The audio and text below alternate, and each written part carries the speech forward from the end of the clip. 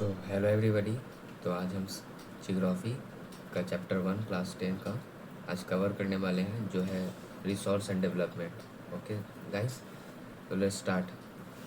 सो आप लोग ज़रूर वंडर करता हूँ कि रिसोर्स क्या है। एक्चुअली रिसोर्स वो थिंग है जो एवरीथिंग जो हमारे इन्वायरमेंट में अवेलेबल है, जो हमारे नीड्स को सेटिस्फाई कर सकता है, और वो टेक्नोलॉजिकली एक्सेसिबल है और इकोनॉमिकली फिजिबल है और कल्चर द्वारा एक्सेप्टेबल है, तो वो उसे हम लोग रिसोर्स कहते हैं। ओके, मतलब जो थी जो जो चीज़ें हमारे इन्वायरमेंट में अवेलेबल हैं, जो हमारे नीड को सेटिस्फाइड करते हैं और टेक्नोलॉजिकली एक्सेसिबल हैं और इकोनॉमिक फिजिबल हैं और जो कल्चर के द्वारा एक्सेप्टेबल है, वही रिसोर्स कहलाता है। Okay, you mind got it. तो चलिए आगे बढ़ते हैं। तो तो जो हमारे नेचर में जो थिंग्स अवेलेबल हैं और जो इन्वायरमेंट उसको उससे इंटरेक्टिव रिलेशनशिप हम लोग नेचर और टेक्नोलॉजी और इंस्टीट्यूशन से करते हैं, वो एसिलरेट करता है डेवलपमेंट को। क्योंकि रिसोर्ट एज फॉर एग्जांपल, मान लीजिए रिसोर्ट्स हम लोग ने ऐसे ही ले लिया और उसे कोई बिना टेक्नोलॉजी को अगर आप उसे कोई कोई यूजेबल थिंग्स में कन्वर्ट नहीं करेंगे तो उसका में भी कोई वैल्यू नहीं रहेगा। तो इट्स इम्पॉर्टेंट, अगर इकोनॉमी को बूस्ट करना है, it's very important that human भी interact with nature through technology and create institutions to accelerate their economic development. Otherwise development हमारे देश में का हो ही नहीं सकता, क्योंकि only resources are not crucial alone crucial to boost economic as they are of no any value। क्योंकि बिना उसको टेक्नोलॉजी के मदद से अगर उसको हम लोग ट्रांसफॉर्म नहीं करेंगे तो there is no any what economic development. Okay okay, resources are the function of human activities. The human beings themselves are essential components of resources.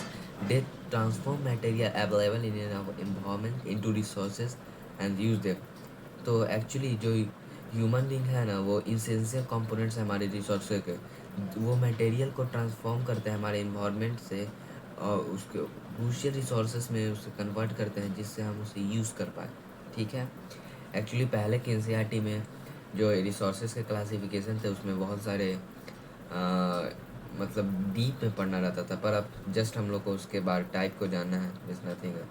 So resources are classified on flame और on the basis of origin. Resources are classified to biotic and abiotic. Okay, और on the basis of exhaustibility renewable and renewable. Renewable means जो चीज़ को हम लोग renew कर सकते हैं, इट मीन्स रिसाइकल कर सकते हैं, जो एज फॉर एग्जाम्पल हो गया आप पेपर। और वहीं जब नॉन रिन्यूएबल थिंग की हम लोग बात करते हैं, तो वो थिंग जो वो रिन्यू नहीं हो सकता है। एज फॉर एग्जाम्पल, जैसे हम लोग कोल को बर्न कर दें, क्या हम उसे वापस कोल में ट्रांसफॉर्म कर सकते हैं? नहीं, क्योंकि वो तो जल गया और ऐस में कन्वर्ट हो गया। ठीक है, चलिए आगे बढ़ते हैं।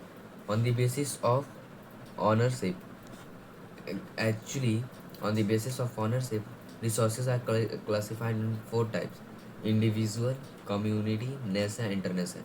individual means जो इंडिविजुअली कोई पर्सन के द्वारा ऑन किया जाता है, और कम्युनिटी मतलब बहुत सारे ग्रुप में हो गया। नेशनल जो हमारे कंट्री के अंदर पाए जाते हैं, और इंटरनेशनल जो हमारे सी मतलब हमारे लैंड से 62 किलोमीटर तक जो भी सी का पार्ट है, वो उसी कंट्री के अंडर में रहेगा। जैसे फॉर एग्जांपल हमारे जैसे मुंबई से जो हमारा अरेबियन सी तक 62 या 162 टू 100 किलोमीटर के बीच में जितना एरिया आता है, वो हमारे। और on the basis of status of development, resources are classified in 3 types: potential, developed stocks and reserve। क्योंकि ये एक्चुअली हमारे एग्ज़ाम के पर्सपेक्टिव से इम्पॉर्टेंट नहीं है, तो लेट्स मूव फॉरवर्ड। चलिए, अब हमारे यहाँ क्रूशियल पार्ट आता है, जो इस पार्ट से बोर्ड में 3 मार्क्स के क्वेश्चन जरूर आते हैं।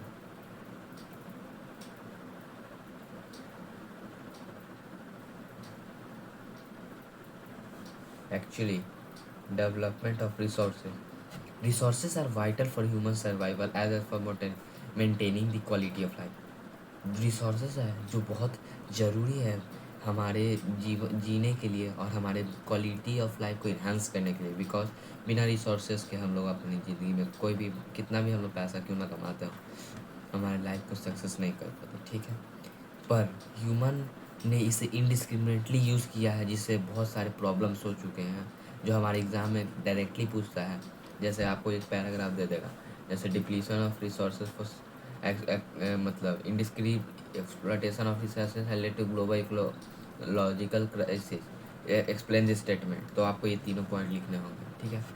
Depletion of resources for satisfying the greed of few individual, resource को डिप्लीट किया जा रहा है किसी कई कुछ इंडिविजुअल की ग्रिड, मतलब उनके थी लालचपन को पूरा करने के लिए, और accumulation of resources in few hand, मतलब रिसोर्सेज का बस अमीरों के पास ज़्यादा होना, जिससे हमारा सोसाइटी हैव और हैव नॉट्स में, मतलब रिच और पुअर में डिवाइड हो जाता है।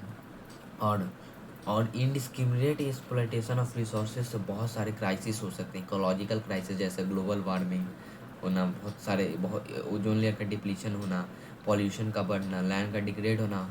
और हमारे आप जैसे कि देख सकते हैं कि आजकल हमारे कंट्री में ज़्यादातर इंडिया के नॉर्थ पार्ट का बात कर रहा हूँ, नॉर्थ वेस्टर्न पार्ट का, कि वहाँ टेम्परेचर बहुत ज़्यादा इंक्रीज़ हो गया, मतलब सामान्य से ज़्यादा टेम्परेचर बढ़ गया। इसका यही है सब, जो रिसोर्सेज का डिप्लीशन के कारण यही सब हमारे इन्वायरमेंट को बहुत सारे प्रॉब्लम या हानि पहुंचा रहे हैं, ठीक है। तो आगे बढ़ते हैं। सो इसके इसीलिए equitable distribution resources have become essential for sustain quality of life. इसलिए रिसोर्सेज का इक्वली, मतलब अच्छे से डिस्ट्रीब्यूशन होना बहुत ज़रूरी है। तो अगर ये प्रेजेंट ट्रेंड अगर आगे चलता रहा तो हमारा प्लैनेट फ्यूचर में खतरे में हो सकता है। So resource planning is essential for sustainable expansion. तो रिसोर्स का प्लानिंग होना बहुत ज़रूरी है। तो ये हम लोग कैसे अचीव कर सकते हैं डेवलप, मतलब इससे इसका ये तो हम लोग यहाँ पे हमने इसका प्रॉब्लम देख लिया रिसोर्सेज का, इसका सॉल्यूशन ये है।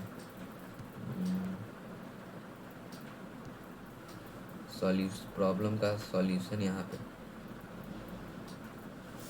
सस्टेनेबल डेवलपमेंट से हम लोग ये समझते हैं कि डेवलपमेंट ऐसा होना चाहिए कि हमारे इन्वायरमेंट को कोई भी नुकसान ना पहुँचे, और ये ध्यान में रखना है कि इतना ना हम लोग उसको, मतलब उसको एक्सप्लॉइट ना कर दें जो फ्यूचर में नीड को कॉम्प्रोमाइज़ कर दे। मतलब ये नहीं कि हम लोग अभी पूरे रिसोर्सेज को यूज कर दे जो जिसके कारण फ्यूचर में कोई रिसोर्स अवेलेबल ही नहीं रहे, जिससे हमारे फ्यूचर जनरेशन को बहुत सारी प्रॉब्लम हो सकती है।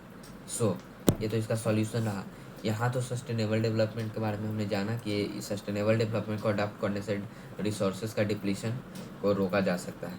तो ये अचीव हुआ कहाँ, सस्टेनेबल डेवलपमेंट का आइडिया आया कहाँ, आप लोग जरूर ये वॉन्ट करें।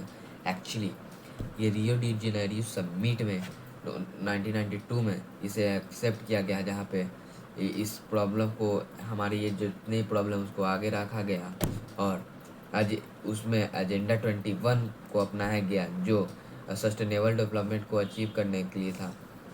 एक्चुअली एजेंडा 21 जो ये समिट में जो एक्सेप्ट किया गया था, एक एजेंडा था कि इसको कॉम्बेट करना था इन्वायरमेंटल डैमेज को, पॉवर्टी को और डिजीज़ को through global cooperation on common interest, मतलब ग्लोबल कुछ की कॉमन इंटरेस्ट को लेकर, क्योंकि ये सारे प्रॉब्लम सभी के लिए कॉमन थे, तो इससे सब एक साथ मिलकर हम इसे अचीव कर सकते थे। सो आज के लिए बस इतना ही, मिलते हैं अगले वीडियो में जहां हम लोग रिसोर्स प्लानिंग के बारे में बात करेंगे। Till now good luck, bye, Tata.